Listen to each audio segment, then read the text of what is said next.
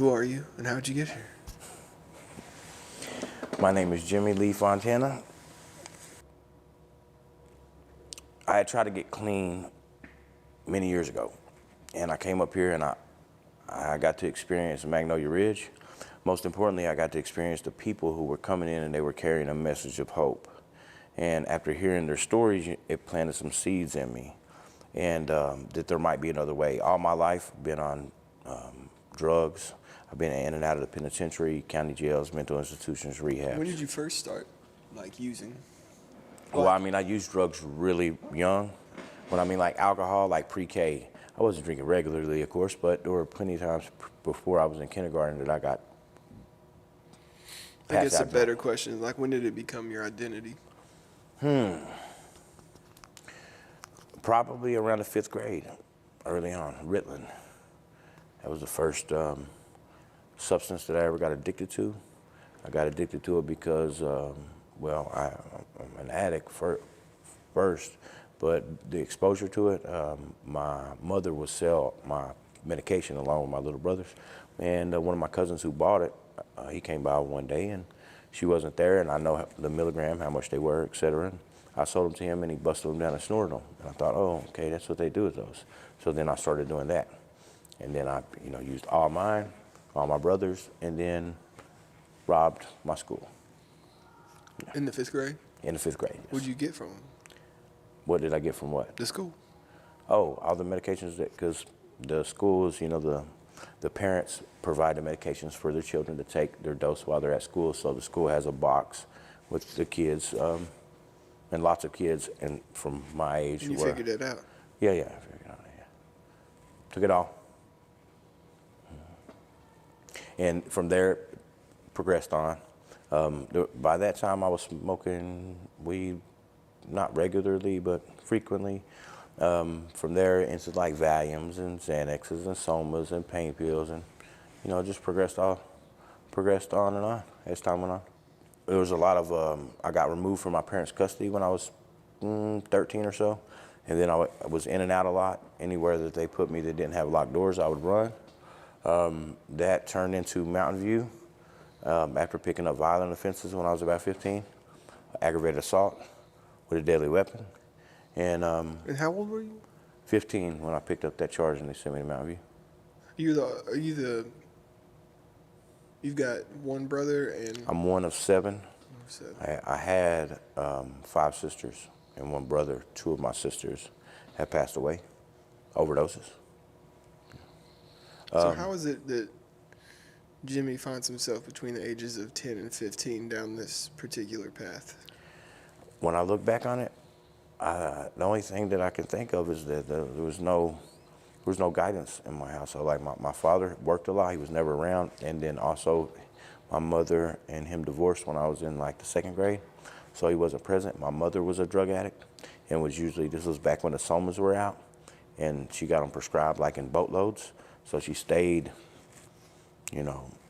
inebriated continuously. So I got to do whatever I wanted to.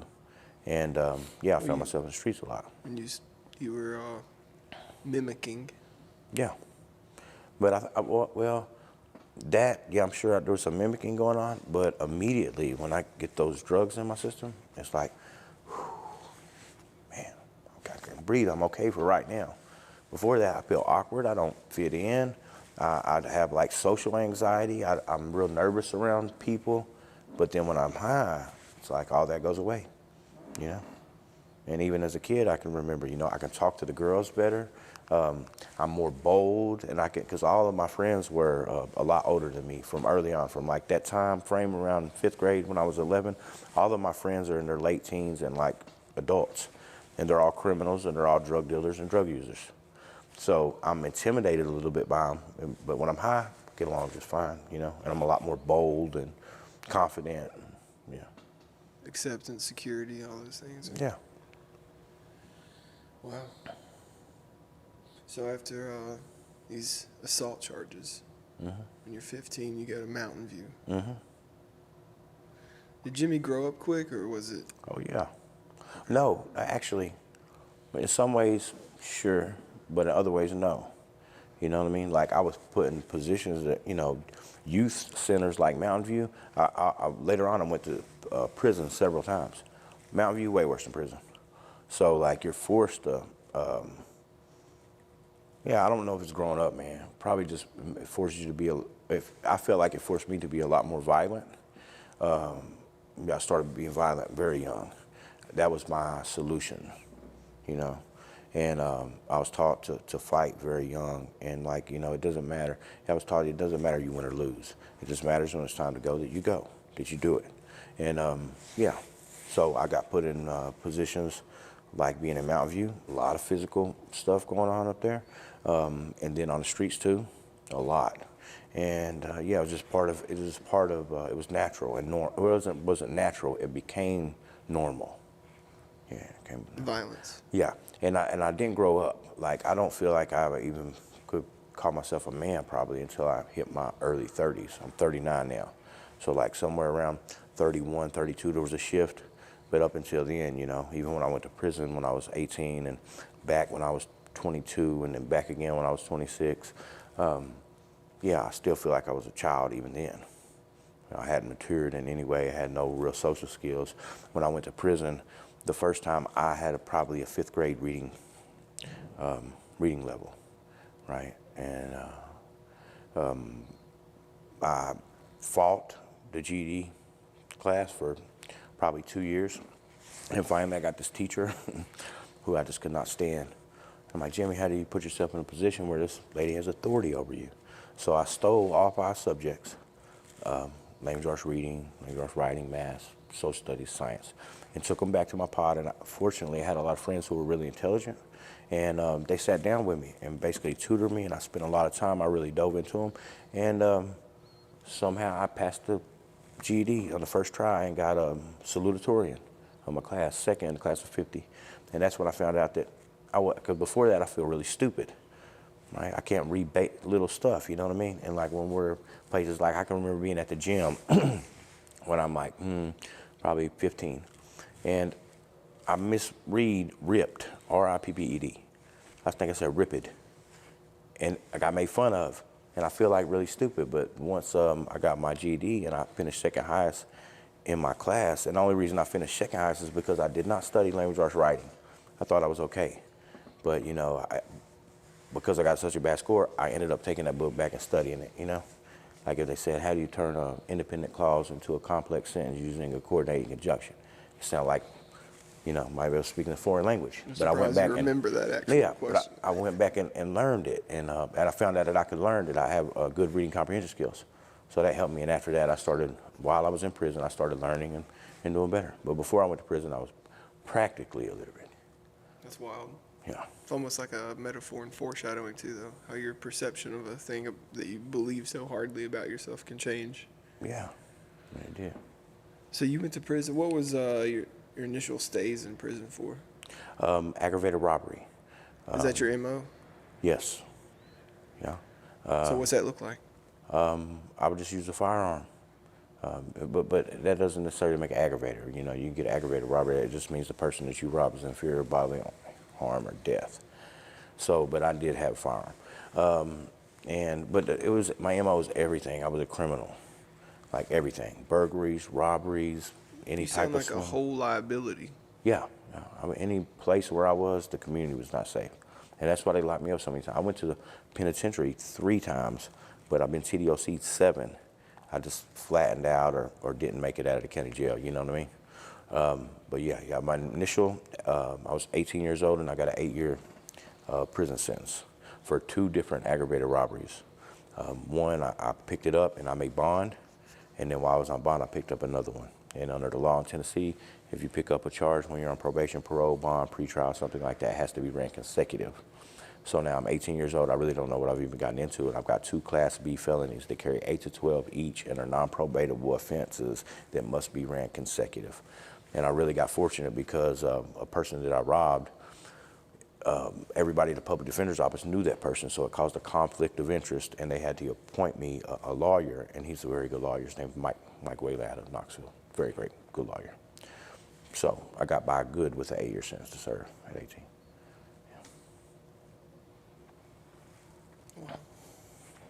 So like you were almost like, like from to hear you tell it, I guess it's almost as like you see yourself as that career criminal. For like, there's no real reason why you should be sitting here doing what you're doing right now. Man, not just that. Not even the criminal stuff of going to being in prison. Like, it's just as high of a probability that I die, that I go to prison, and both those probabilities are exceptionally high, right? Especially my sisters, with you living how you do. yeah, my sisters, I had to bury both of them. My mother, because of this stuff. At one point, I have two sisters that are with my mom. My father had with my mother, and one brother. There's four of us, and we spent the most time around each other. That's six: my mom, my dad, my two sisters, and my brother. At one point, four of us six were in the penitentiary. My father and I shared the same cell together at Whiteville for almost 2 years. Yeah. So it's what and not that's to say that's my immediate family. Not to talk about all my friends and everybody else. They all, like, I could probably spout off at least 10 names now of people who are dead, and probably even more than that, the ones who are in prison. And the ones who aren't are out there doing the same stuff in the trap house right now, probably, In that way, statistically, you are an anomaly. An anomaly. It's surreal sometimes, like even right now. It's like, how in the world, Jimmy, do you end up right here in this spot talking to you, doing an interview of all the places that I've been? I've been a lot of different places, all over the country, all in different prisons in the state and mental institutions over the country and the streets everywhere. How do I end up right here, right now? God. However people want to look at that, God, whatever it is, that spirit out there, I don't know. So when did you do your last bid? Well, when I was sober, I had to go back and do like 20-something days over some stuff that I had going before I went in. But any significant amount of time was about 7 years ago. I had to pull 14 months to finish out a 2-year sentence. I got a total of 12 years, 8, and then I did a 2, and then I did another 2. And the last one I flattened out in Campbell County, Tennessee, County Jail, and I spent 14 months there. Yeah. And that was the one that probably broke me. Like, not necessarily, like, I quit being like total all felonies every day. Because I'm like, okay, Jimmy, they're going to, you know what I mean? When you get in trouble, they're going to slam you. Because what I got the 2 for, it should have been a misdemeanor. They charged me with a felony and upped it, and now I'm, yeah, but it broke me. I went through a lot. When I was in there, I lost everything. Ivory, she left. That's I lost mother of Annabelle, my daughter. She left. When she left, she ended up losing Annabelle. The DCS came and removed her from the household, and of course they come to the county jail and informed me of that. The place that we lived in, lost that place, vehicles, like everything. And then daughter gets taken. And I remember, you know me personally, right? And I'm, for the most part, I'm a pretty easygoing guy. I'm well balanced, and I don't get upset very easy. That's not how I was there. I'm in jail. I got all this going on. I'm very angry. I'm very violent. And when you're in places like that, even during jail, they got jails inside the jails for people like that. So most of my time was spent in a cell by myself with a camera, and they allowed you out 1 hour a day, but I'm so angry, I don't even want their hour. I don't want anything. I don't even want to talk to anybody. Anybody that comes by, the guards, anybody, they try to talk to me, get away from me. I don't even say it, just don't talk. They know after a time, And I don't want any communication with anybody. I don't want to talk to you. I don't want to be around anybody. I don't want my hour out. I will bathe in my cell. I'll take my food in my cell. I'll exercise in my cell. I don't want any of that. I don't want your phone calls. Don't want your TV, nothing. That's what I did. Sit in there and make chess pieces, read a lot of books, worked out a lot, talked to myself a lot. For 14 months? Not the whole 14. A portion of it. Yeah. When I was in general population, where I've been incarcerated a lot, I learn how to say live off the land, so to speak. Yeah, Right? So I yeah, run yeah. a poker table, stores, all of that. Yeah. So after you get out of there, what's life look like? No better. All of the times that I went to jail, I mean, I still had a lot of people in my life who cared about me and loved me, right? Even the family just going through the stuff, and I'm telling them the same thing, you know? Look them in the eyes like I'm looking at you now, Roger, and tell them, I'm sorry. I didn't mean for it to go like this. I don't know about you, but if, like, I'm on here in Johnson City, and I'm going to Kingsport, and I got drugs and other things on me, and I get pulled over on 26, as I'm in jail, I'm not thinking, Jimmy, you probably shouldn't have had drugs and other stuff on you and, you know, I'm driving under the influence. I should have took Rome Street. You know what I'm saying? Yeah, Like that logic. exactly. And but the same stuff happens. And even though I didn't have to do any time, I'm still picking up charges, like misdemeanor stuff that the lawyer were out of Knoxville, he's a great lawyer. He got me out of a lot of stuff. And yeah, so that's going on. The drug use is progressing. Right, I don't have any control. So In what way? Huh? In what way? When I put it in my system, I can't control how much I'm going to put in or when I'm going to stop. I'd always tell myself, okay, I'm going to get this much. It's going to last me this long, and it doesn't. I do it up. Once I put it in me, it seems like just a little bit more, and I'll be right where I need to be. Never get there. More and more and more. And then when you have a drug habit that costs a lot of money and you're unemployable, you learn to do. Oh, and I started doing things that were the risk was a lot lower. The money was a lot lower too, but still good for a drug addict. But the risk was a lot lower, you know. And with that, what I did was I had people who owned stores in South Knoxville, Middle Easterns who were my friends, and I would go around and take inventory of everything that they needed, and I would go to other stores and steal it and sell it to them for half price. Just like that. Yep. That was Jimmy's job. Yeah, but just like anything else, I got really good at it. Like I could tell you the architectural structure of any pilots, Exxons, anything where the cameras are stationed at, how many people are going to be on shift, what shift, when's the best time to do it, you know, stock rooms and all sorts of stuff. You know what I mean? Like, yeah, made it. Yeah, did the best I could with what I was working with. Yeah. Imagine that applied to some legitimate corporation. What that'd look like. Yeah, that's what I'm trying to do today. With my, That's right. yeah, I know. doing my best. So what brought you to, well, at the time, Mag Ridge? It's Turning Point now, but it's Which time? the time that I first met you. Which would have been, what, 2017? Yeah, DCS or parole officer or something like that, which was usually the #1 motivating factor for me going into any type of treatment facility, right? Because I want DCS off my back. I want to try to do good because Annabelle's in custody or she's about to be, or I've already failed a few drug tests with the parole officer and I'm trying to not get sent back to prison, or a probation officer, and I know that they're going to violate me, and if I got this little 28-day certificate under my belt, they'll go light. Yeah, so, and then I come in up there, and when you met me, I wasn't ready.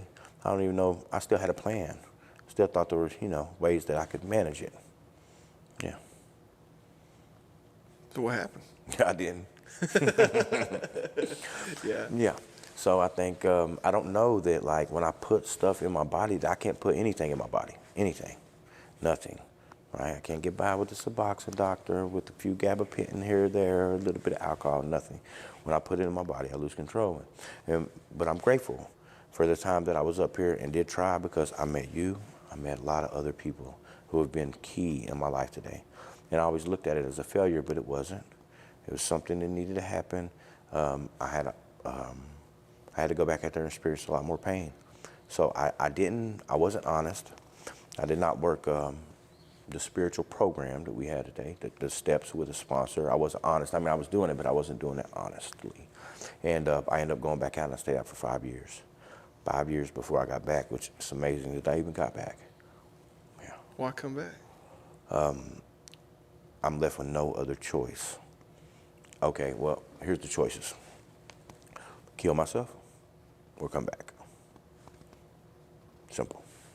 So the way that you live life ultimately over any period of time brings you to that. To that. It did. It brought me exactly to that. Exactly to it. And I mean, like, gun barrel in the mouth, like, ready to, visualizing it, you know. So you made the decision, what, like, to do the recovery thing? Okay, so I'm sitting in Because the, you got set up with the blueprint yeah. when you came the first time, right? And I know that there's people have came in and they've shared their experience, strength, and hope with me. And I can tell from the stories that, man, they got high like I got high, you know. They found something. They got a light on their eyes. They got their kids back. You've seen it. Yeah, with my own eyes. So I know that there's something.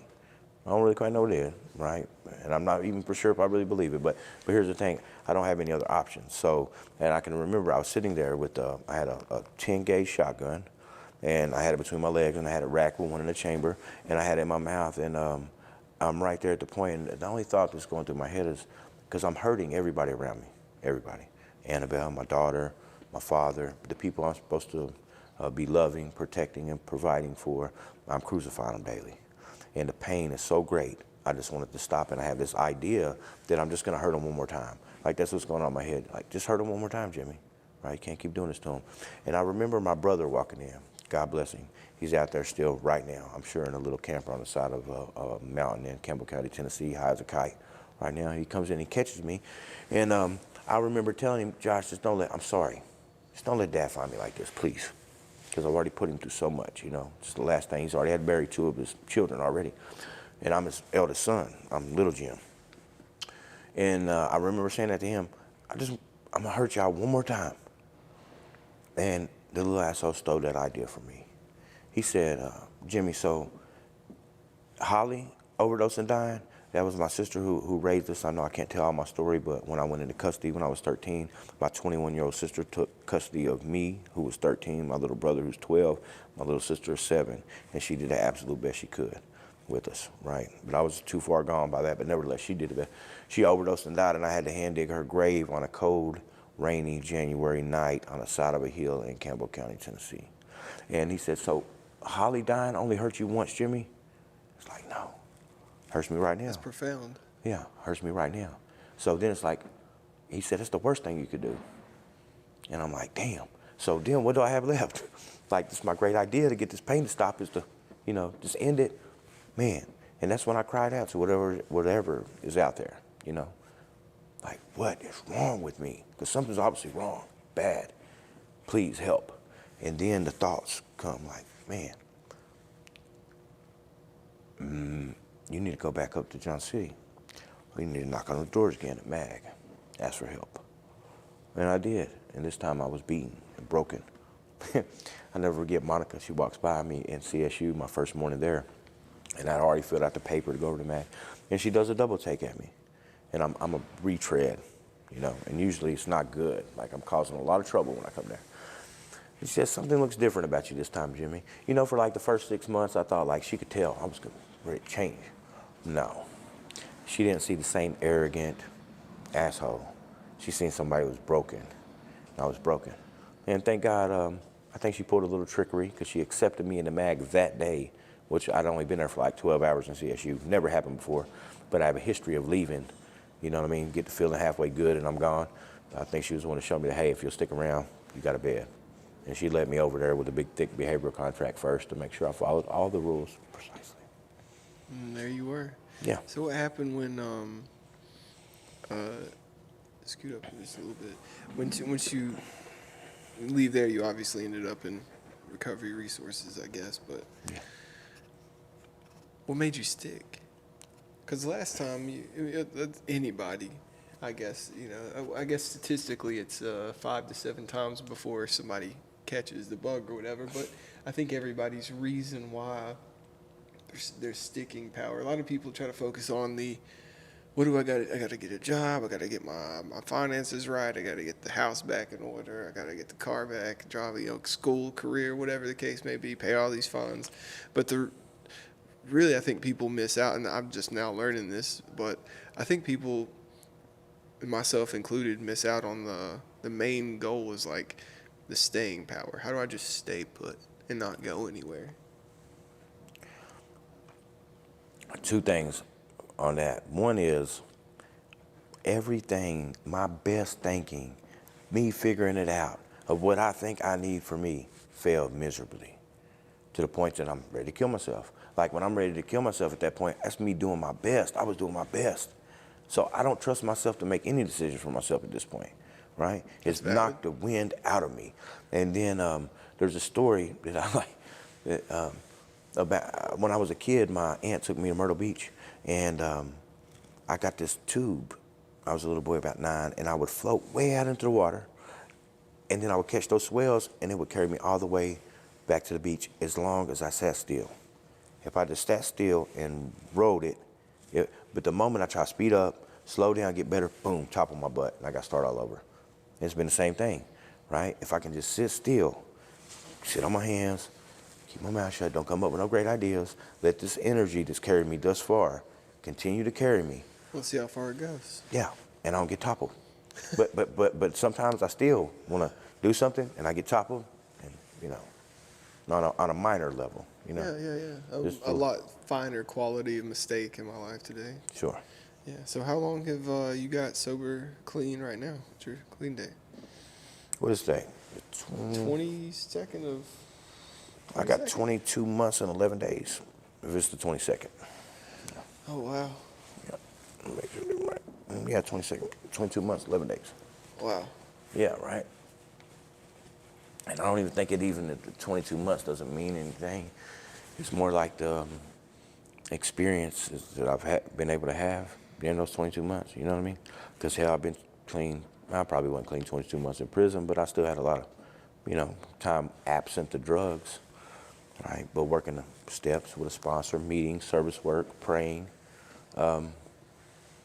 Man, that's what's done the trick, How so? Not just. I think for the main purpose of what is today? Wednesday? See, that is to remind me to do a nightly inventory that I got to send to one of my sponsees who I'm holding accountable, right? And I can't Not do it. Yeah, hold him accountable. So to hold him accountable, I send him mine. But okay, so the whole purpose of the steps that I don't know to me is to put me in connection with whatever, some power that can help me, right? And what I found is it doesn't matter if you believe in them, don't matter if you like them, don't matter if you don't want to do them. As long as you do them, you get the results, Or maybe I heard you say it the other night. Not really. I think it really resonated with me. It was the push-up story. Yeah. Yeah. As long as I'm doing my push-ups, man. And it doesn't matter if I fail, right? Like as long as I'm pushing in the right direction, even if I fail, there's grace there, But yeah. So I do these things that are suggested, and that's only because I've done it my way. Like I know my way's not working. It's not working at all. So I'm open to suggestions. I'm open to trying some new actions. And then I try these things and I do them, and I have these new experiences, right, that drastically change something in here to make me, I'm not the same person as I was when I first came in, before all of that, Yeah, and it's not that I come in and I get clean and I get better. That's not been my experience at all. I have stole, I've lied, I've cheated, like on a girlfriend, sober as I am before you right now. It lets me know that, Jimmy, the drugs were never the problem in the beginning. Weren't even a problem at all because the drugs were removed from my life and I still got something going on there, But by working the steps, being connected with the people that I am today, being connected with whatever this spirit is out here, and doing some work, been able to get better, right? Not perfect by any means, not even close, but progressing. What's your favorite thing about your life today?